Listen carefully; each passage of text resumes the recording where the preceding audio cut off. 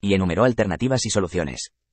Entiendo que tienes muchos remordimientos por lo que pasó en el pasado. Pero por Francia, a la que eres leal, deja de lado tus viejos sentimientos y ayuda. Ahora es el momento en que necesitamos las hábiles habilidades de negociación de Talleyrand Perigord. Talleyrand permaneció en silencio. Era un excelente diplomático que podía mantener la seriedad en cualquier circunstancia. Por lo que no expresó sus sentimientos. Pero con su propia corta experiencia, Napoleón pudo notar que Talleyrand ahora estaba confundido. Si piensa en Napoleón en el pasado, puede sospechar de una actitud tan progresista. Napoleón decidió esperar un poco más por su respuesta. Pero lo que Napoleón no pensó fue el nivel de acciones y comentarios que Nabot de este mundo le había hecho a Talleyrand. Sin saber lo grosero y mezquino que era Nabot, no pudo controlar la brecha con su predespertar. Talleyrand estaba en estado de shock y confusión más allá de la vergüenza. Naturalmente, la causa radica en el cambio de actitud del emperador, como si se hubiera convertido en una persona completamente diferente.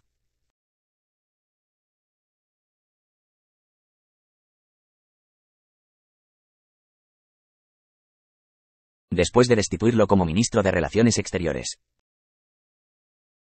el emperador nunca había visitado Talleyrand. Cuando el emperador lo llamó tan pronto como terminó la expedición, Talleyrand pensó en dos posibilidades. La primera fue que el emperador, que tenía poca tolerancia,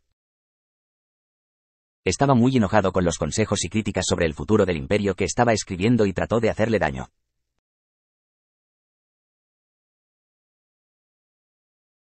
La segunda fue que había encontrado sus comunicaciones con Gran Bretaña, Rusia, Austria y Prusia.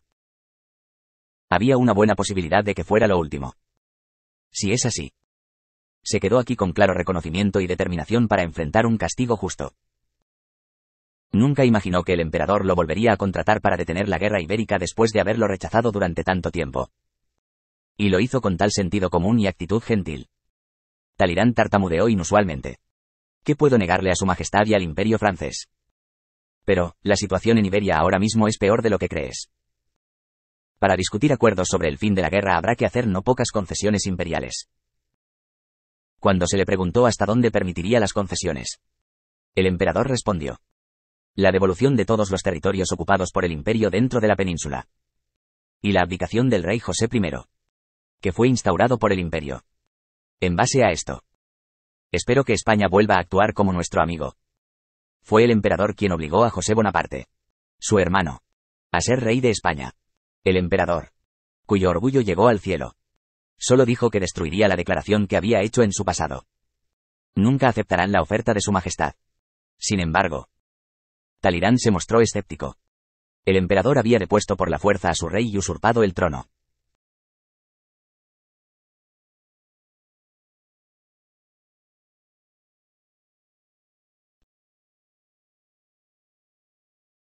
Y el ejército francés se había apoderado brutalmente de sus casas y propiedades como suministros locales.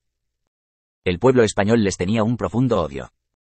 Las milicias insurgentes se vengaban de los franceses con una táctica llamada guerrilla. Los franceses, cuyos camaradas fueron brutalmente asesinados por ellos.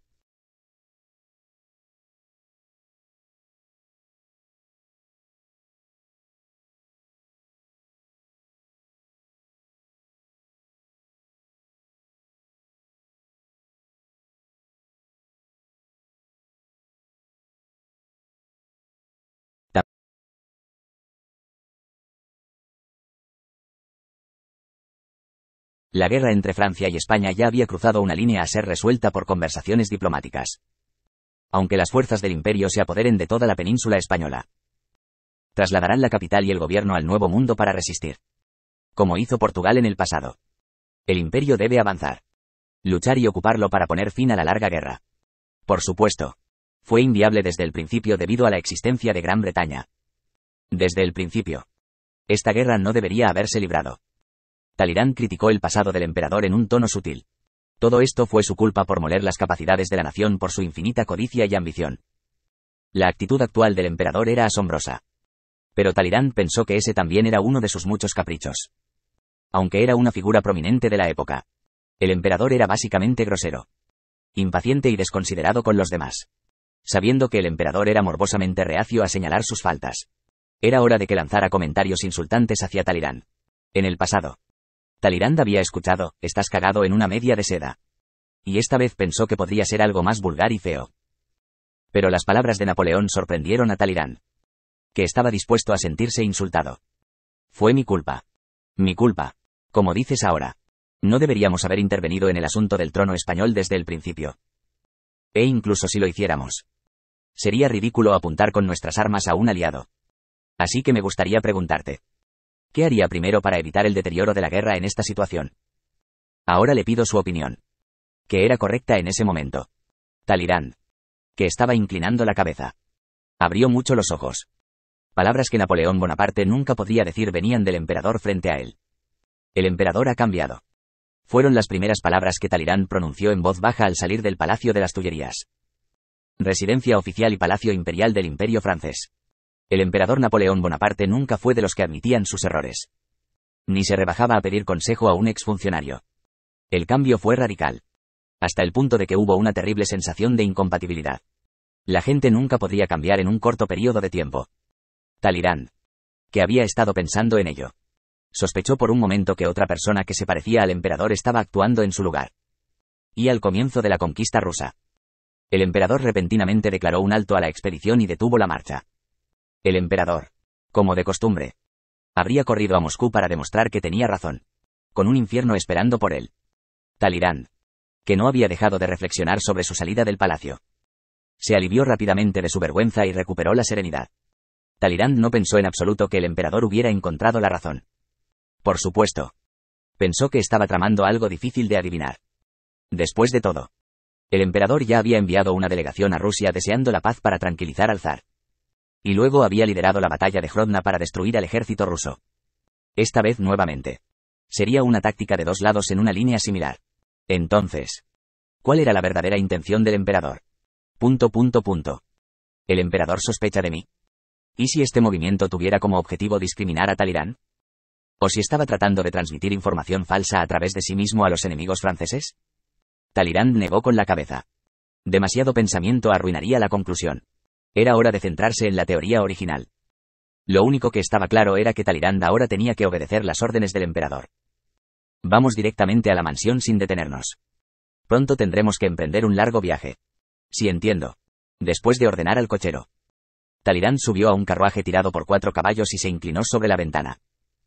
Talleyrand finalmente aceptó la solicitud del emperador de intensificar las negociaciones con España, aunque España no pudiera aceptarlas. Las palabras pronunciadas en el despacho del Palacio de las Tullerías fueron sinceras. E incluso si España los aceptaba, la guerra en la península estaba intrincadamente enredada con intereses completamente diferentes entre Gran Bretaña y Portugal. ¿Terminar la guerra y volver a hacer de España un aliado de Francia? Era un sueño. Puro y simple. La guerra en la península ibérica ya se estaba pudriendo. La curación natural no pudo curarlo. Tuvo que ser cortado con un cuchillo. Incluso si el emperador realmente cambiara de opinión. Ya es demasiado tarde. El consumo del imperio ya ha ido más allá de sus límites desde el antiguo sistema. Francia ya no necesita un líder loco por la guerra. Talleyrand tomó una decisión. Eso fue correcto. Su ruta no se podía cambiar. Iguala después de despedir a Talleyrand. Napoleón ordenó a sus secretarios que llevaran todo el archivo al interior del Palacio de las Tullerías. La razón era que había muchas cosas que debían revisarse y verificarse lo antes posible. En un mar de documentos sacados de los archivos, Napoleón sacó lo que quiso y los recopiló. Se trataba de documentos que registraban la cronología de los principales acontecimientos vividos en Francia desde el ataque a la prisión de la Bastilla, 1789. Uno de los principales puntos de inflexión de la historia. La guerra de 1789 a 1798 no hace una gran diferencia entre el mundo de allá y el de aquí. Desde el momento en que yo, Napoleón Nabot, emerjo en serio. Hay una peculiaridad en la que se divide el camino. Frente a la realidad, Napoleón experimentó una terrible sensación de incompatibilidad. Como si se mirara en un espejo. Todo era igual, excepto Napoleón. Incluso en la miríada de dimensiones y mundos hablados por el médico vudú nativo. ¿Solo Napoleón fue absorbido por otro mundo? Era tan artificial como el escenario de una historia. Mientras tanto, Napoleón se enfrentaba a la realidad. Chasqueando la lengua. Miró el pasado de Nabot. Soy el único que es diferente. Pero no imaginé que la diferencia en la encrucijada se habría ampliado así. La principal diferencia fue la historia de guerra de Francia entre este mundo y el otro. En resumen, existió en este mundo una gran operación militar de julio de 1798 llamada Expedición Egipcia. Nabot aquí presente no rechazó la orden del gobierno de atacar Egipto. O más bien pareció haber tomado la iniciativa. No sabía qué delirio tenía. Pero el resultado fue un fracaso catastrófico tanto del ejército como de la marina. Esto había provocado que Francia perdiera a su aliado histórico, el Imperio Otomano. Entonces los acontecimientos fueron casi los mismos en ambos mundos que llevaron a la presidencia. Sin embargo, después de convertirse en presidente, estaban muy divididos. El mismo Napoleón hizo todo lo posible para prevenir la guerra, evitando acciones militares que amenazaran a sus vecinos después de convertirse en presidente. Esto se debió a que el gobierno decidió que era mejor concentrarse en los asuntos internos para curar las heridas de la guerra revolucionaria y revivir la economía rota. Solo se sacaba la carta de la guerra cuando era realmente necesario. Y si decidieron ir a la guerra, no necesariamente duró mucho. Maniobró rápida y rápidamente, para tener una ventaja estratégica abrumadora. E incluso después de su victoria, evitó duras negociaciones diplomáticas. Como resultado, la República Francesa pudo tener relaciones relativamente favorables con los países vecinos a pesar de que perdieron. Por otro lado, Nabot no detuvo guerra. Guerra y guerra después de la expedición a Egipto. Nabot solo sabía hacer la guerra, pero no tenía la habilidad para terminarla bien. Su talento para la estrategia y las tácticas le permitieron llevar la mayoría de las guerras a la victoria y conquistar muchos territorios. Pero en el proceso elevó enormemente las fronteras y el resentimiento público de los países vecinos. A excepción de los países satélites que habían sido conquistados y subyugados por la fuerza. Dinamarca y los Estados Unidos al otro lado del mar. Prácticamente había enemigos en todas partes. El Imperio Sueco en su edad de oro y Francia ahora se parecían. Por supuesto, el Imperio Sueco pronto colapsó. Esto es más problemático de lo que pensaba. He tenido una predicción. Pero no esperaba que fuera tan grave. Nabot había utilizado los medios de comunicación y la propaganda para manipular el número de víctimas. Pero parecía haber sido completado con honestidad sin mentir en los documentos oficiales. Gracias a esto, Napoleón quedó impresionado por el informe de posguerra, que resumía las bajas, heridos y daños civiles ocurridos en cada guerra y batalla. Desde 1789 hasta 1812. Los franceses habían luchado continuamente y el número de muertes superó con creces el millón y llegó a 1,5 millones. Esto provocó que la proporción entre hombres y mujeres de 20 y 30 años fuera de 1,25. Casi todos los hombres adultos que podían ser reclutados habían sido llevados al ejército. La juventud, fundamento y futuro del país, ya estaba muy dividida incluso antes de la expedición rusa. El problema era que la guerra aún continuaba. Llamar ahora mismo al ministro de Economía y Finanzas, al ministro de Justicia y al ministro de Administración. Diles que es la convocatoria urgente del emperador. Así que será mejor que dejen todos sus deberes y vengan. Yo entiendo. Su Majestad. Los asistentes abandonaron la oficina aterrorizados, ya que la atmósfera alrededor de Napoleón se convirtió en un volcán justo antes de una erupción. Napoleón apretó los dientes en silencio. Con un corazón honesto, quería correr a la península ibérica en este momento. Tuvo que terminar rápidamente la guerra y someterse a una cirugía en toda Francia, que ya había comenzado a desmoronarse. Sin embargo, los problemas en París eran demasiados y mucho peores que las expectativas de Napoleón. Era dudoso que estos problemas dentro del país esperaran hasta que terminara la guerra. La mayoría de ellos habían sido hechos sin contramedidas por Nabot de este mundo, como burócratas incompetentes que colaboraron con él, burgueses que se hacían pasar por aristócratas y militares.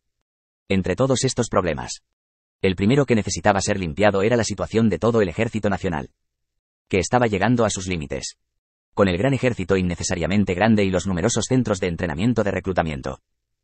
Va a ser un imperio más dinámico que nunca. Napoleón levantó una ceja cuando vio que los ministros entraban corriendo. Había mucho trabajo que discutir con ellos. Iguala, Su Majestad el Emperador entra en el Consejo Imperial. Por favor, pónganse de pie y muestren una cortesía legítima. Era el primer día de Napoleón en una reunión del Consejo después de regresar de la expedición. Los miembros del Consejo abrieron la puerta y aplaudieron la entrada de Napoleón. Fue una señal de respeto y asombro por el emperador francés que derrotó a Rusia y arrodilló al ejército eslavo. Napoleón, que fue recibido por ellos, echó un vistazo a la gente que llenaba el Consejo francés. También existía un parlamento en Francia. También tenía una historia mucho más larga que en Gran Bretaña. Sin embargo, a diferencia de Gran Bretaña, el Parlamento francés no tenía derecho a recaudar impuestos o decidir presupuestos, por lo que solo podía actuar como un sello de goma bajo la presión del rey. Lo mismo ocurrió con el Consejo Imperial. Gracias a esto, Napoleón pudo exagerar sus propias políticas. Estamos aboliendo el decreto de movilización imperial federal, que se anunció en enero de 1812. La edad y los estándares de servicio militar obligatorio volverán a ser anteriores a 1812. Y los soldados en servicio activo que no los cumplan pueden ser dados de baja cuando lo deseen. El primer anuncio que hizo el presidente del Palacio de las Tullerías fue un tema polémico en varios círculos de la sociedad. El estándar para el reclutamiento de las tropas francesas era hombres solteros de entre 20 y 25 años. Sin embargo, aunque un hombre perdiera a su esposa o se divorciara, no podía ser reclutado si tenía hijos. Era lo mismo para las personas que trabajaban como instructores militares o en países extranjeros. O estudiantes en la escuela. En algunos casos, los sacerdotes de la Iglesia fueron tratados como excepciones a los conscriptos. Significaba que había cierta flexibilidad. Lamentablemente. Sin embargo, el líder maníaco de la guerra comenzó a tomar el control de Francia. Las frecuentes guerras y expediciones habían llevado a un consumo extremo de personal y militares, lo que había reducido constantemente el estándar de servicio militar obligatorio. El decreto de movilización imperial federal anunciado por Nabot para compensar la escasez de soldados antes de la expedición rusa fue un golpe decisivo. No solo ya no reconoció las excepciones al servicio militar obligatorio mencionado, sino que también llevó a un gran número de jóvenes al ejército. El decreto de movilización imperial federal fue la principal razón por la que los ciudadanos franceses se volvieron contra Nabot. Y ahora Napoleón declaró que lo aboliría. Tenga confianza cuando dé beneficios u opciones. De esa manera, las personas que sienten lo mismo volverán a cambiar de opinión. Napoleón no se detuvo aquí y fue un paso más allá, siguiendo el principio de la extraña psicología humana. Las normas para el servicio militar se regirán por el Decreto de Seguridad Nacional de julio de 1808. De igual forma, los soldados en servicio activo que no apliquen a este podrán disfrutar de un retorno a su vida cotidiana si así lo desean. Excepciones si un hombre tenía esposa o hijo. Excepciones si era estudiante universitario. Excepciones para aspirantes a sacerdotes. Excepciones si era hijo único que no tenía hermanos para mantener a sus padres ancianos.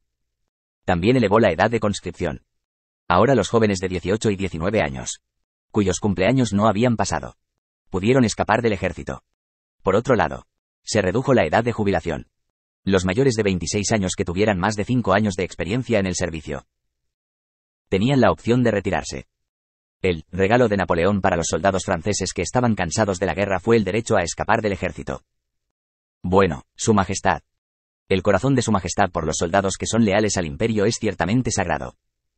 Sin embargo, si volvemos a la ley de conscripción de 1808, muchos de los soldados imperiales serán dados de baja del ejército o serán forzados a dejar la edad. Acabamos de calcular que al menos 250,000 soldados podrían quitarse los uniformes de acuerdo con los estándares que requiere Su Majestad. ¿Cómo vamos a llenar el vacío en el poder militar que definitivamente no será pequeño? Comillas. Hubo tal reacción violenta que los miembros del Consejo Imperial, que solo habían servido como sello de goma, lo dijeron con expresiones avergonzadas. Aunque la expedición a Oriente había terminado. En su opinión, Francia todavía necesitaba un gran ejército. En primer lugar, la guerra aún no había terminado en la península ibérica y Prusia y Austria mostraban signos de rebelión. Incluso los países satélites aparentemente leales estarían un poco nerviosos si Francia redujera sus tropas. En otras palabras, el gran ejército francés estaba presionando para evitar estas reacciones. Sus comentarios parecían razonables a primera vista. Pero no para Napoleón. Ahora que terminó la guerra con Rusia, me pregunto si es necesario mantener estrictamente la Grande Armée, gran ejército, con 400,000 o 500,000 soldados. ¿Te preocupa Francia si su gran ejército desaparece? ¿Por qué estás tan ansioso cuando estoy sentado como emperador de este imperio? Napoleón mostró un grado frenético de confianza. Y los miembros del Consejo asintieron inconscientemente y aceptaron. Terminó en guerras y batallas con numerosas naciones y finalmente puso la bandera de la victoria en el campo enemigo. Napoleón. El emperador que regresó de la cima de sus logros militares en la batalla de Grodno contra Rusia. Merecía decir esas palabras salvajes. Prefiero pensar que muchos ejércitos están desestabilizando el imperio. Es una idea que incluye razones tanto económicas como políticas. La forma ideal de Estado y ejército de Napoleón era aquella en la que se mantenía un número adecuado de fuerzas permanentes bien entrenadas. Si el número de tropas era grande, había muchas cartas disponibles en la guerra. Hubo momentos en que podría ayudar en las batallas diplomáticas internacionales. Sin embargo, era un problema que causaba enormes costos sociales y de mantenimiento. Si se lograra el desarme, los jóvenes franceses que habían sido liberados del servicio militar comenzarían una nueva vida y un nuevo trabajo. Su juventud y dinamismo darían nueva vida a la economía de Francia. De hecho, esta era la política que se pretendía y se perseguía. 100 perros salvajes no soportan 10 leones. No necesitamos un gran ejército. Solo necesitamos soldados que tengan la voluntad de luchar con el corazón de los guerreros en el frío campo de batalla. Y que estén unidos con un patriotismo apasionado para proteger el imperio. Es hora de que volvamos a seleccionar y reclutemos a los soldados, adecuados entre muchos. Ante las palabras del emperador, los legisladores recordaron al ejército francés en los primeros días de la República y el Imperio franceses. Los primeros soldados también se vieron obligados a servir bajo las leyes estatales de reclutamiento. Pero eran más valientes, más fuertes y más dedicados que nadie en el campo de batalla. Tal ejército nació porque los militares seleccionaron como soldados a aquellos que tenían las condiciones físicas y el espíritu adecuados. Por otro lado, ¿qué tal ahora? Las valientes tropas del pasado habían sido todas consumidas por la guerra. Y aquellos con cuerpos y espíritus que no eran aptos para servir como soldados fueron enviados para completar su número. La calidad del ejército había declinado naturalmente. Y el invencible ejército francés, que había estado en el camino de la victoria, había tenido que experimentar la amargura de la derrota en varios campos de batalla. Hemos puesto a dormir a Rusia, el mayor enemigo del imperio. Prusia y Austria están agobiados por nuestra dignidad. La guerra en la península continúa. Pero no hay necesidad de un gran ejército en esa tierra dura. No estés nervioso. Incluso si el número de tropas disminuye. No hay ningún país enemigo que amenace con cambiar Francia. Tras las palabras de Napoleón, el Consejo del Imperio cayó en silencio. Pero luego los aplausos comenzaron a escucharse uno por uno. Y antes de que se dieran cuenta, llenaron el interior de la sala del Parlamento. Claramente. Fue una procesión de aplausos más cálida y entusiasta que la que recibió Napoleón cuando entró aquí por primera vez. Algunos legisladores miraron a Napoleón y no ocultaron sus miradas de sorpresa. Parecía que no esperaban que el emperador los persuadiera mostrando su sinceridad de esta manera. Napoleón, por supuesto, pudo convertirlos en sellos de goma como el Nabot anterior. Pero él era muy consciente de que el poder, que no se controlaba ni aconsejaba, decaía, disminuía y finalmente se autodestruía. Napoleón esperaba que el Consejo Imperial desempeñara ese papel. Las discusiones y medidas específicas sobre desarme se complicaron dentro de la sala del Parlamento. Tenía que establecerse un sistema justo, legítimo pero realista para aplicar a los cuerpos dentro del imperio. Los cuerpos enviados fuera, los reservistas, los aprendices en los campos de entrenamiento del ejército y los reservistas programados para ser reclutados. Por ejemplo, las tropas en Iberia no pudieron retirarse de inmediato porque actualmente estaban luchando con Gran Bretaña, España y Portugal. Fue un problema para Napoleón porque también tenía muchos intereses complicados involucrados. Sin embargo, la discusión terminó mucho antes de lo que esperaba Napoleón. Cuando el emperador reconoció su estatus y autoridad, los emocionados legisladores movilizaron todos sus conocimientos y habilidades para ayudar a establecer un sistema razonable. Sorprendieron a Napoleón vertiendo medidas creativas y eficientes en las que no había pensado. El consejo tampoco era incompetente. El hombre que manejaba el consejo, Nabot, era un incompetente. Napoleón, que hoy ha hablado ligeramente mal de Nabot, pudo pasar rápidamente a la siguiente agenda. Esto también fue tan grande como el desarme masivo. De ahora en adelante, aboliremos la censura de todos los medios y la cultura en el imperio. Las personas son libres de expresar y publicar sus pensamientos, ideales y opiniones por escrito, obras de teatro, música y arte, sin penalización. Entiendo que puede causar una gran perturbación social en este momento. Pero tenemos que mirarlo desde una perspectiva a largo plazo. ¿Qué pueden aprender y pensar los ciudadanos en una sociedad rígida y uniforme? Estamos en el siglo XIX. No en la era feudal. Napoleón lo dijo con cara seria. La persona que había liderado la censura de las comunidades cultural y mediática era el Nabot de este mundo. No él. Así que lo dijo en pocas palabras. De todos modos, estaba claro que la comprensión de este mundo por parte de Napoleón era demasiado snob y secular y, al mismo tiempo, incapaz de resistir las críticas, las caricaturas y la sátira sobre sí mismo. Censuró y suprimió a fondo las expresiones y la comunicación de los civiles y no hizo que nadie en el imperio expresara opiniones negativas contra él. Por otro lado, Napoleón ahora sabía cuán importante era la diversidad de perspectiva y expresión. Ningún ser humano, por brillante que sea, podría ser superior en todos los sentidos. Habría momentos en que se tomarían decisiones y decisiones equivocadas. En este momento, si no hay críticas sobre ellos, el sistema político pronto se estancaría y se pudriría. Más aún en esta dictadura tiránica, donde el poder se concentra en una sola persona. No fue suficiente formar un consejo del imperio y obtener apoyo positivo y cheques de ellos. Las opiniones fuera de la corte también deben ser escuchadas. Napoleón, que había superado las dificultades tomando pistas de diversas culturas y medios en su época de presidente. No lo olvidó. En primer lugar, no tengo intención de mantener el gobierno imperial en esta tierra por mucho tiempo. Esto se debió a que, antes de ser creyente del régimen republicano, el actual sistema del imperio francés, liderado por un monarca déspota por su cuenta, tenía límites claros, independientemente de cómo el propio Napoleón tuviera éxito. El imperio colapsaría fácilmente si el monarca que lo sucedió fuera ordinario. La familia Bonaparte, que no tenía legitimidad como las familias Borbón, Habsburgo y Hohenzollern, nunca pudo durar mucho debido a sus limitaciones inherentes. Mantener el dominio imperial no era más que pedir una segunda revolución. Por otro lado, una sociedad que fuera libre de expresar opiniones diversas impediría tal revolución. No. Para ser exactos, hizo imposible mantener el despotismo mismo. Nabot no controló los medios y la cultura por nada. Un mayor sentido de ciudadanía, libre albedrío e ideas progresistas requirieron tiempo. Sería la transferencia del poder del emperador a los ciudadanos. Napoleón estaba pintando una imagen de la demanda cayendo, reconociéndola y transfiriendo lentamente el poder cuando alcanzó algún grado. ¿No sería esto realmente una revolución pacífica y hermosa? Por supuesto. Todavía estaba muy lejos. Produciremos y mejoraremos activamente máquinas de tejer de algodón, máquinas de hilar y máquinas desmotadoras de algodón. En particular, copie y produzca todos los modelos traídos de Gran Bretaña. No tiene que preocuparse por la infracción de patentes. Sin embargo, no hay necesidad de mostrarlo abiertamente y debemos ser discretos al respecto. El tercer anuncio también fue suficiente para crear un gran revuelo en la Cámara del Parlamento. En particular, la demanda del emperador de algo que sería muy criticado por la comunidad internacional hizo que los legisladores fueran muy absurdos. Pero Napoleón estaba confiado. Ahora, la practicidad viene antes que la autoridad. Debería salvar la economía de Francia aunque tenga que avergonzarme.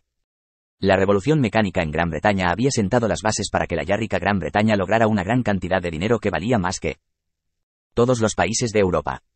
Los bienes baratos y de calidad producidos por ellos se habían disparado en el continente. Esto había resultado en la eliminación de la mayoría de los artesanos europeos. Unas pocas piezas de maquinaria habían reducido el enorme continente de Europa a un mercado para las ventas de productos básicos británicos. El bloqueo continental solo había frenado ligeramente este flujo y no era una medida esencial. Napoleón se dio cuenta rápidamente de la innovación y el valor agregado de la revolución mecánica en Gran Bretaña cuando estaba en el otro mundo. Imitó la revolución mecánica británica en Francia y cambió gradualmente la constitución de la industria nacional. Gracias a esto, la economía de Francia creció día a día y, al final de su mandato, pudo superar la corriente principal de Gran Bretaña. Pero ahora era mucho más tarde que entonces. Sin embargo, la ventaja de las personas experimentadas es que no tienen que pasar por muchos ensayos y errores. Napoleón ya tenía un historial de transformación de Francia, un país lechero, en el mejor país industrial de Europa. Para continuar con la revolución mecánica, también debe precederse al desarrollo y la producción de carbón, mineral de hierro y coque en toda Francia. Y se deben establecer leyes, reglamentos y agencias de asuntos administrativos relacionados. Porque en el otro mundo había mucha confusión porque no podían prepararse con anticipación.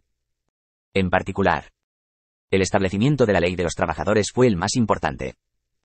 Si se lograba la revolución mecánica, se construirían muchas fábricas. Y seguramente caería la gente común que conformaba la industria artesanal doméstica.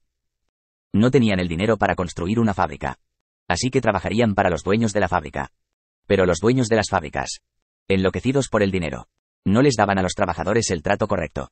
En este caso, el Estado debe intensificar y establecer un legalismo adecuado y un orden de mercado. A diferencia de Gran Bretaña, Francia puede ser un gran mercado en sí mismo. Si los trabajadores reciben los salarios y el trato adecuados y tienen el poder adquisitivo, el mercado interno por sí solo podría mantener su crecimiento. No pensé en esto en el otro mundo. Así que tuve que retroceder mucho.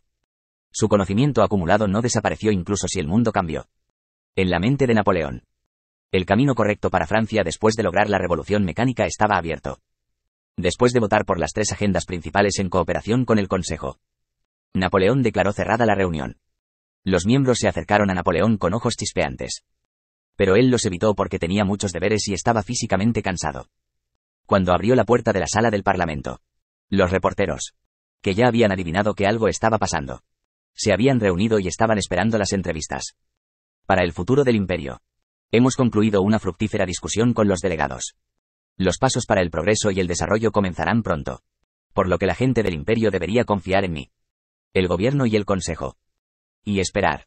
Napoleón regresó al Palacio de las Tullerías después de este comentario. Después de horas de lucha mentalmente exigente. Su cuerpo ya estaba agotado. Napoleón llamó a los funcionarios de la oficina del emperador. Eran funcionarios de alto rango que trabajaban directamente bajo el ministro de Economía y Finanzas, el ministro de Justicia y el ministro de Administración, que él había llamado el otro día. Napoleón les dio un documento que indicaba todos los puntos discutidos en el Consejo Imperial. Delego mi autoridad en este asunto. Consulte a sus superiores y miembros del Consejo para que se encarguen de ello. ¿Ese es su majestad? Solo tienes que informar los resultados a tiempo. Los funcionarios salieron corriendo de la oficina, aunque no estaban seguros de qué hacer con el gesto del emperador. Después de que se fueron, Napoleón puso los pies sobre la mesa y se reclinó en su silla. Retorció su cuerpo en una postura cómoda y cerró los ojos por un momento. Hal Rueda comienza a rodar. La reforma de Francia comienza ahora. Los 3 temas más urgentes fueron puestos en el estrado. Pero había muchos otros abscesos creciendo en el cuerpo de Francia. ¿De qué servía derramar políticas de reactivación económica? Sería inútil a menos que hubiera una erradicación masiva de la corrupción que prevalecía en toda la sociedad. Napoleón pensó que se necesitaba un análisis en profundidad de los ingresos fiscales y las finanzas del imperio. Había muchas otras cosas que necesitaban ser cambiadas y reorganizadas, incluyendo detener la opresión de los judíos, eliminar aranceles injustos por región, introducir ingresos transparentes e impuestos progresivos, ajuste crediticio en el mercado financiero internacional, estandarización e institucionalización de impuestos directos e indirectos, y mejoramiento del sistema médico-militar. Tengo que parar aquí por ahora. Este país tiene una gran extensión de tierra y el sistema administrativo es débil y frágil. No puedo hacer mucho a la vez. Aún así, no pudo ocultar su sensación de logro por haber dado un paso adelante. Una leve sonrisa se grabó en el rostro de Napoleón con los ojos cerrados. Pero el pensamiento que rápidamente vino a su mente lo tomó por sorpresa. Tengo que hacer ejercicio. Oh, maldita sea. No había tiempo para relajarse ni un segundo. Había soldados franceses que regresaban a la base militar después de un duro entrenamiento cerca de París. Sus pasos eran pesados. ¿Fue el cansancio del entrenamiento? Uno de ellos. Máxime. Pensó que no. Oh. El cielo es tan claro sin una nube. Máxime se quitó el sudoroso sombrero militar mientras escupía. Entonces pudo ver un editorial de una revista famosa en un cartel de la calle. Omitido. La abrumadora victoria en una gran batalla librada por cientos de miles de tropas puso de rodillas al imperio eslavo. Este gran logro quedará elogiado en la historia. Los guerreros franceses que participaron en esto vivirán con infinito orgullo. Omitidos. Tan pronto como el contenido del artículo apareció a la vista, Máxime frunció el ceño. Se sentía aún más podrido y sucio. Máxime rasgó el periódico y lo rasgó bruscamente. Gana una batalla histórica. Pero ¿a quién le corresponde el honor? ¿Y cuándo desearon tal honor los soldados de abajo? Lo que realmente querían era la vida. Una vida sin peleas. Una vida sin preocuparse por ser asesinado. Una vida con una familia. Dicen que nuestro próximo destino es la península ibérica. ¿Quieres decir que tenemos que colarnos en la tierra de la muerte? Signo de cierre de interrogación. ¡Ay, Dios mío! Los compañeros de Máxime murmuraron con una mirada perdida en sus rostros. Es si vas a la península ibérica. Seguramente morirás o quedarás lisiado. Era un rumor siniestro que circulaba entre las tropas francesas. Y este rumor también se basó en hechos hasta cierto punto. El frío, el hambre y las enfermedades infecciosas del país son aterradores. Pero no se pueden comparar con el infierno del sur. Simplemente no es un lugar habitable. Los soldados que vivieron la guerra en la península ibérica temblaron y exageraron. En algún momento, el anciano que estaba hablando cómodamente con nosotros bajó y arrojó un hacha en la espalda del comandante de nuestra compañía. Claramente vi la escena de cerca. Algunos pueblos envenenaron sus pozos. Dijeron que iban a matar a todos los franceses que pasaban. Incluso atrapé a un tipo que encendió un fuego en el campamento por la noche. Pensé que era un poco pequeño. Así que lo llevé cerca de la fogata y era un joven sin barba todavía. Oh, eso es terrible. Son demonios. Demonios en forma humana. Todos los compañeros soldados estuvieron de acuerdo. Un lugar donde nadie podía confiar. Donde nadie podía relajarse ni un momento. Y donde toda España estaba llena de malicia. Era lo que creían que era la península ibérica. Y ahora tenían que volver a la guerra en un lugar así. Máxime no pudo ocultar sus sentimientos encontrados. ¿Cuándo diablos puedo terminar con esta vida infernal? No. ¿Es posible salir de aquí con vida? Uf. Uf. Máximo. ¿Qué le pasa a este pequeño? ¿Nunca has visto a un hombre con una mente débil perderla por el impacto de una batalla? Ha estado así desde la expedición. Es difícil. Pero en este punto, ¿cómo entrenaste en los suburbios? Fue el doble de difícil para mí cuidarlo. Maldita sea. ¿Cómo un hombre tan joven terminó vistiendo un uniforme militar? La proporción de soldados que sufrieron pánico mental después de la batalla no fue pequeña. Tales efectos secundarios eran naturales porque los militares se vieron obligados a reclutar personas inadecuadas desde el principio y convertirlas en soldados. En el corazón de Máxime, la ira feroz hervía varias veces al día. ¿Por qué diablos estamos luchando con armas y cuchillos? ¿Cuál es el propósito de lograr al cambiar la vida de los jóvenes como este? Maldita sea, los rostros de Máxime y sus compañeros soldados mientras regresaban a la base militar estaban más oscuros que antes. Fue cuando... ¡Guau! ¡Ah! De repente hubo una tremenda ovación desde el otro lado. Era una voz tan fuerte que un gato callejero que caminaba por la calle se sorprendió y salió corriendo. Máxime y los soldados se miraron y corrieron hacia allí. Algo debe haber pasado. El lugar donde sonaron los vítores fue la base militar hacia donde Máxime y sus compañeros se dirigían actualmente. Allí, los soldados vestidos con uniformes militares del mismo color que Máxime se levantaban los sombreros, mostrando un entusiasmo y una alegría increíbles. Algunos soldados se agacharon y lloraron, aunque no derramaron muchas lágrimas. Los ojos de todos los soldados reunidos en el campo de entrenamiento estaban rojizos. Entre los soldados que levantaban los brazos y gritaban, ¡Viva el emperador! Comillas sencillas, coma. Máxime no podía entender. ¿Ando fue así cuando ganamos la batalla de Hrodna? ¿Cuando terminó la expedición? ¿O cuando regresamos a casa? ¿Qué diablos pasó aquí?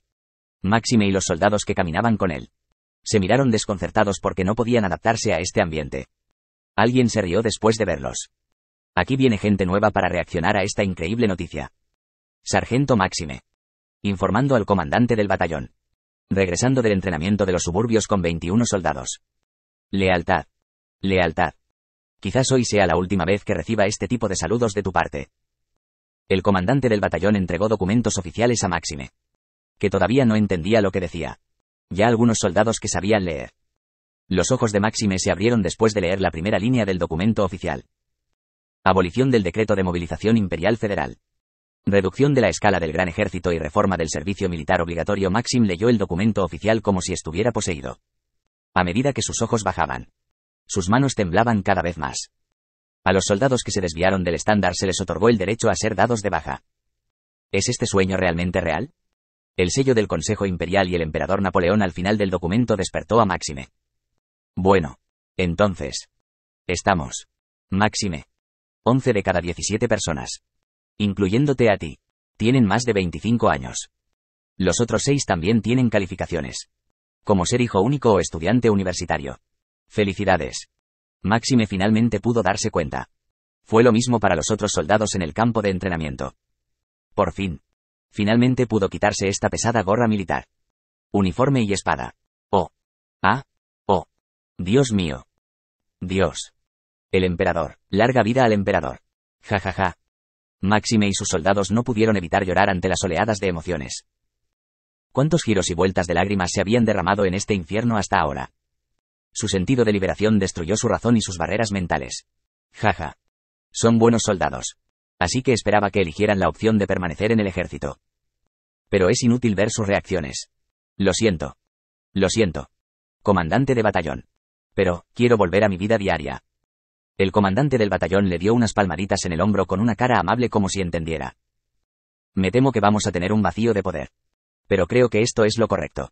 Era imposible para nuestro imperio exigir una lealtad incondicional y una dedicación desesperada. Incluso si fuera contra un país bárbaro como Prusia. Esto no debería estar pasando más. Hablando honestamente, rara vez he sido feliz en mi carrera militar.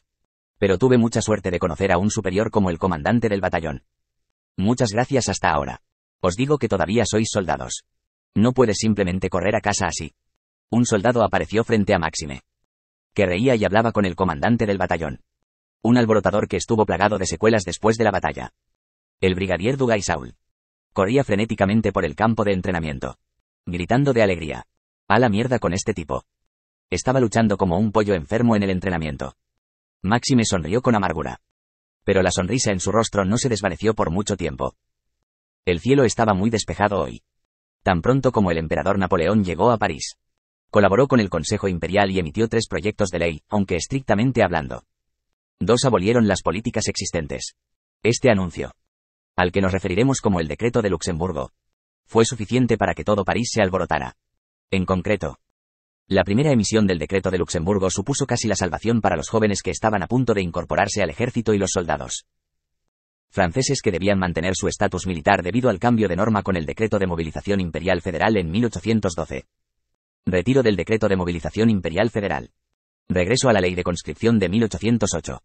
Tan pronto como el Consejo Imperial, el Ministerio de Justicia y el Ministerio de Guerra anunciaron la reorganización del servicio militar obligatorio. Los jóvenes de París y toda su familia salieron corriendo de sus casas. Ondearon la bandera francesa y vitorearon. Parecía que la sensación de querer dejar el ejército era la misma que en cualquier país del mundo. Alabaron al imperio con más sinceridad que nunca y estaban entusiasmados con la misericordia del emperador. El pueblo del imperio estaba más complacido con la abolición del decreto de movilización imperial federal que con la gran victoria de la expedición rusa o con la derrota de Prusia y Austria, dijo Jean-Pierre de Montalivet, LLL ministro de Estado Interior. Si la primera parte del decreto de Luxemburgo fue salvar a los jóvenes franceses y las familias que necesitaban mantener, la segunda fue abrir la boca tapada de numerosos periodistas, trabajadores del arte y la literatura, incluidos pintores, novelistas y escultores. No estaban tan contentos desde el primer día como los afectados por la primera parte. Si hubieran criticado o satirizado el gobierno o la estrategia exterior de Napoleón Bonaparte en el pasado, los agentes de la policía secreta que se escondían habrían corrido para reprimirlos e incluso capturarlos. Tuvieron una actitud de cautela porque no sabían cuándo ni dónde regresarían estos oficiales para reprimir a los que abrieron la boca. Aún así, algunos intelectuales valientes escribieron artículos críticos sobre la situación actual del imperio y de hecho informaron sobre el incidente en varios medios. El gobierno imperial cumplió su promesa e hizo un gesto de respeto a su libertad de expresión. Pero la mayoría aún tenía dudas. Si pasa el tiempo y se genera confianza en el anuncio del gobierno, este problema naturalmente se resolverá. Sin embargo, para adelantar ese tiempo, primero debemos dar ejemplo. Los miembros del Consejo tomaron la iniciativa y publicaron fotografías o caricaturas en las que se satirizaban a sí mismos en carteles. Sus esfuerzos no fueron en vano. El ambiente rígido y autoritario de la sociedad imperial se fue diluyendo poco a poco. También hubo controversia en muchos sentidos con la tercera parte del decreto de Luxemburgo. El siglo XIX en Europa reconoció ampliamente la propiedad y los derechos privados individuales. Por muy poderoso que fuera el emperador, no podía quitarles las propiedades a los capitalistas a su antojo. Y las patentes también eran derechos de propiedad personal. Pero la orden del emperador la desafió de frente. Por supuesto, el tercer número no se publicó como lo fue. Por ejemplo, robar los derechos de propiedad de los capitalistas británicos. Pero todos lo sabían. Los funcionarios dicen: copie las patentes relacionadas con la Revolución Mecánica Británica, sin ser detectadas. Y esto era lo que pretendía el emperador. Ingenieros y técnicos franceses avergonzados. Robar las propiedades de otros abiertamente fue un poco. La respuesta del emperador a esto fue la siguiente: ¿habéis olvidado ya el precedente de la comida enlatada y los coches de vapor que Francia creó y patentó bajo el derecho internacional? Los británicos habían copiado el principio de la comida enlatada desarrollado por un pastelero francés llamado Appert 121 y lo patentaron entre ellos. Eso no fue todo. Gran Bretaña también había robado componentes importantes del coche de vapor, desarrollado por el ingeniero francés Nicolas Joseph Cugnot 131 y fórmulas para el montaje. Así fue como hoy se elogió a la máquina de vapor como una gran industria que lideraría el futuro. ¿Deberíamos respetar las patentes británicas cuando Gran Bretaña está robando patentes francesas e inventos como este? Esta observación hecha por Napoleón Bonaparte fue suficiente para dar una justificación psicológica a los ingenieros franceses. No importa qué presión te sobrevenga. Seré tu escudo. No te preocupes y cumple con tu deber. La economía del imperio está en tus manos. Los ingenieros asintieron ante las confiadas palabras del emperador. Así empezaron a imitar las máquinas industriales británicas. Y Francia se preparó para otra revolución. Napoleón enviaba una señal para despertar a Francia, que ahora dormía. Quizás este fue el momento más importante y denso en la historia del imperio francés. Pero Napoleón, el emperador que se suponía que debía dirigir este imperio, se encontraba ahora en una situación muy difícil. El motivo fue que una mujer que no tenía expresión facial abrió la puerta del Palacio de las Tullerías y se hizo pasar por su esposa y la emperatriz. Napoleón pronto supo quién era ella. Mère Louise IV, Nabot abandonó a Josefina y consiguió una nueva emperatriz austríaca. Su padre fue Francisco II, emperador de Austria. No lo sabía en el otro mundo. Pero estaba seguro de que Francisco II aquí probablemente tenía una muy mala opinión sobre Napoleón. Por lo tanto, No se puede descartar la posibilidad de que esta mujer estuviera espiando para Austria o que pueda liderar la opinión pública contra la guerra dentro de Francia. Ocultando tal vigilancia, Napoleón se acercó a Marie-Louise. Ha pasado casi una semana desde que volviste de la expedición y nunca me has llamado. Vine aquí para ver cuánto tiempo me dejarías solo en el frío Palacio Fleury. No me digas. ¿Tuviste una dulce noche con otras mujeres otra vez? Comillas. Eso no puede ser cierto. Hasta ahora, he estado lidiando con los asuntos del imperio, que se dispersaron a lo largo de la noche, reduciendo mi sueño. Pensé que envié una carta al Palacio Fleury pidiendo su comprensión porque estaba muy ocupado. Siempre pusiste excusas como esa. Pero cada vez, todo lo que vi fue a una mujer corriendo con el cuerpo cubierto. Y tú tosiendo mientras te limpiabas el sudor frío. Con esas breves palabras de ella, inmediatamente adivinó qué tipo de vida privada tenía el nabot anterior. Napoleón suspiró para sus adentros. Era como una cebolla con algo nuevo cada vez. Ha terminado mi deber como tu esposa. ¿Ahora que he dado a luz al hijo de un enemigo? Si vas a hacer esto, ¿por qué me sigues enviando cartas tan tristes incluso antes de nuestro matrimonio? Aparentemente, Marie-Louise no creía en las palabras de Napoleón. A Napoleón le dolía la cabeza por sus patéticas palabras. Aparte de espiar o no, Napoleón le hizo una seña al barón Fine que estaba a su lado, pensando que apaciguar a esa mujer era la primera prioridad. Bueno, Su Alteza la Emperatriz, Su Majestad el Emperador realmente no llamó a otras mujeres. Solo miró negocios. Mientras tanto, mantuvo 2 reuniones con el Consejo, barón Fine, el secretario en jefe. Habló sin problemas sobre lo que hizo Napoleón después de regresar de la expedición. Ni siquiera era una mentira para evitar su enfado. Todo era cierto. Marie-Louise debe haberse dado cuenta de la realidad. Si las palabras de barón Fine eran ciertas o si su credibilidad era bastante alta. Ella inclinó la cabeza con la cara roja. Tal vez avergonzada. Napoleón chasqueó la lengua al verlo. Marie. Sé que he hecho muchas cosas mal en el pasado. Debo haber sido un marido frío para ti. No. Lo fui. Le irritó de nuevo disculparse por lo que no había hecho mal. Pero trató de calmar la molestia y logró continuar. Porque estaba convencido de que Marie-Louise no actuaba. Puedo decirlo por su tono, estado de ánimo y ojos. Esta joven y emotiva mujer austriaca no sabe actuar. De todos modos, ella fue la mujer que dio a luz al hijo, Napoleón II, del antiguo dueño de este cuerpo. Napoleón Bonaparte. En realidad, nunca había pasado una noche con ella. Pero sabía que solo podía dirigir correctamente el imperio si cooperaba interna y externamente. Fue muy estúpido de mi parte. Trataré de contenerme para no lastimarte en el futuro. No todos somos maduros. Mejoremos nuestra relación a partir de ahora. No sabía si el nabot original la amaba apasionadamente. Aún así, no habría ningún cambio significativo en la forma en que Napoleón la trataba ahora. No le voy a mostrar el lado feo del pasado, jugando con las mujeres. Pero será difícil tratarla como amante o esposa. Fue un poco vergonzoso. Tenía que emparejar a una completa extraña como esposa y emperatriz. Pero no conocía la línea correcta. Pero al menos él no tenía la intención de echarla de esa posición. Tratarla con dureza o rechazarla solo porque no la amaba. Marie-Louise, por otro lado, estaba encantada de escuchar esto de Napoleón.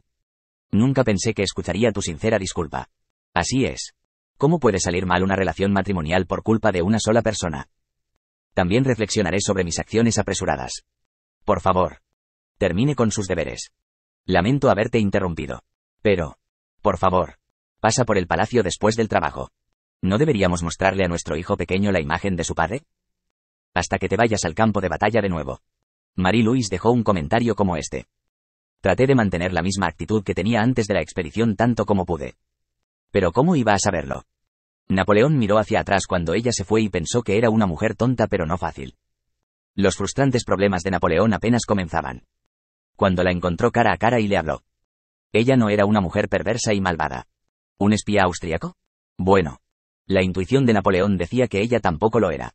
Pero había un problema diferente. ¿Cómo debo tratar al hijo de este cuerpo? Terminé con una familia. He evitado ese tipo de relación toda mi vida en el otro mundo. Napoleón. Un genio de la guerra e innovador en la gestión estatal pero un padre novato. Estaba realmente perdido para tratar con su hijo. En el otro mundo, Napoleón tuvo varias amantes. Pero nunca se casó ni tuvo hijos, aunque puede tener un hijo ilegítimo que no conoció. Había 2 razones principales. Si Napoleón, que se había convertido en el poder viviente de la propia República Francesa, hubiera tenido hijos, habría habido lugar para los monárquicos e imperialistas radicales que querían hacer de Napoleón un monarca absoluto. El segundo fue la profunda desconfianza de Napoleón en los miembros de su familia. Para ser honesto, la segunda razón era más importante. Entonces, resulta que, en este mundo, estás vestido como nobles. Y estás fingiendo ser una familia imperial. Comiendo bien y viviendo bien. ¿Verdad? Esa vanidad, ambición y codicia no han cambiado. Bueno, ni siquiera esperaba que cambiara. Cuando pensaba en ellos, Napoleón era naturalmente cínico. Napoleón no amaba a su familia. Era más una abominación. Su violenta y nerviosa madre, Leticia. 1. Era una mujer bajo la ilusión de estar involucrada en todos los éxitos de Napoleón. Después del golpe exitoso, cuando Napoleón ascendió a la presidencia, ella, que tenía un fuerte sentido de la compensación, le había pedido muchas cosas a Napoleón. La mayoría de ellos eran demandas para colocar a sus hijos, hermanos y hermanas de Napoleón, en puestos clave en el gobierno recién creado. La República Francesa no era propiedad privada de Napoleón. Napoleón rechazó sus demandas. Y desde entonces Leticia y Napoleón han tenido una disputa de por vida. En este mundo, su hermano mayor, Joseph Bonaparte, de 21 años, estaba sentado en el trono de España y luchaba mucho contra Arthur Wellesley en la guerra de la península. De ninguna manera era alguien que pudiera gobernar una pequeña tierra como Córcega. Y mucho menos una gran potencia como España. En el otro mundo, se desempeñó como embajador de Relaciones Exteriores de Francia y presidente de la República Cisalpina. Pero había obtenido ambos puestos utilizando los antecedentes de Napoleón. Era de mente débil y tímido. Pero tenía mucha codicia. También fue la persona que insistió firmemente en que Napoleón se convirtiera en emperador.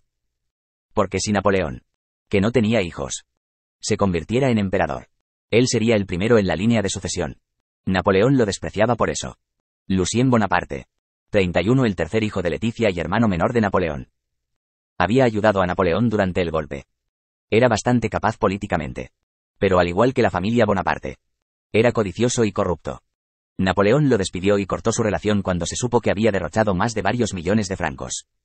Lo mismo ocurría con su hermano menor, Jérôme Bonaparte. 141. Lujo, corrupción, codicia. Además de todo esto, este tipo era un incompetente. Napoleón solo le proporcionó el apoyo financiero suficiente para llegar a fin de mes y no le allanó con acento agudo el camino como burócrata o soldado. Después de que Napoleón se retiró, Jérôme rechazó a Napoleón. Era una persona de sangre fría que no se preocupaba por su familia. Pero la opinión pública en Francia también era muy fría, incapaz de resistir el aluvión de críticas y cartas amenazadoras. Jérôme huyó a un país extranjero. Caroline Bonaparte y Elisa Bonaparte eran hermanas de Napoleón. Napoleón llamó a estas mujeres sanguijuelas chupasangre porque eran muy superficiales, codiciosas, extravagantes y coquetas. En particular, Caroline creía en el poder de su hermano en la República e incluso exigió un título y una propiedad como un monarca hereditario. Como Napoleón ya no podía mirar estas cosas extraordinarias con los ojos abiertos, también terminó su relación con ellas. Criticaron constantemente a Napoleón y, como Jérôme, tuvieron que emigrar como si los persiguieran en el extranjero. Fueron Louis Bonaparte y Pauline Bonaparte quienes podrían considerarse nobles. De hecho, eran mejores humanos que los demás. Pero aún no estaban en la categoría normal. Al menos, tenían la codicia fanática y la complacencia de la familia Bonaparte. Dado que su actitud egocéntrica estaba en un nivel que Napoleón podía controlar, pudieron evitar la tragedia de ser expulsados o cortados. De todos modos, los Bonaparte siempre criticarían a Napoleón, diciendo que era de sangre fría, sin afecto familiar, y que era el único que no era un Bonaparte. Cada vez que eso sucedía, Napoleón respondía así: ustedes son los que me hicieron destrozar esta familia. Napoleón dibujó una línea muy marcada frente a ellos. Siempre que tomaban prestado su nombre y actuaban con imprudencia, repetía amenazas e incluso demostraciones de fuerza. Al hacerlo, hizo callar a la familia Bonaparte y construyó un muro a su alrededor. Napoleón estuvo de acuerdo 100 veces en que él estaba peor que nadie. Algunos señores maliciosos lo llamaron sarcásticamente el presidente que ganó el poder pero perdió a su familia. Pero Napoleón pensó que era lo correcto. Creía que los familiares del jefe de Estado necesitaban un control más estricto para dar ejemplo a toda la nación. Pero Nabot aquí presente no parecía pensar de esa manera.